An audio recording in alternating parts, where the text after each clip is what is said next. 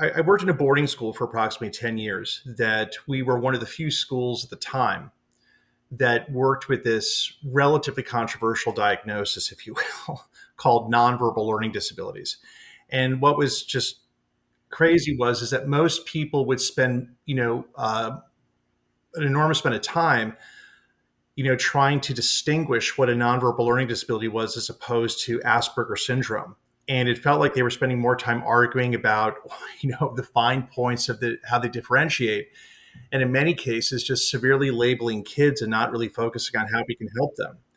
And in terms of how to help them, what I found was is that a lot of people, a lot of clinical therapists, of no fault of their own, I felt as though we're making matters worse for a lot of these kids.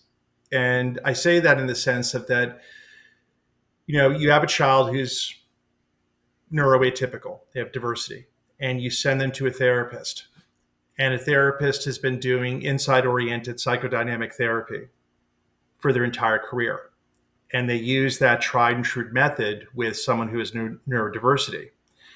And in many respects, making the matters worse because that they're not responding to that type of therapy. The child's not, responding. The adult's not responding. The mere, and I've said this before in other podcasts I've done, is that to ask a neurodiverse individual who's distressed, how does that make you feel, is really pouring fuel onto the fire. And we didn't know that. We didn't know how to help them as much as we do now.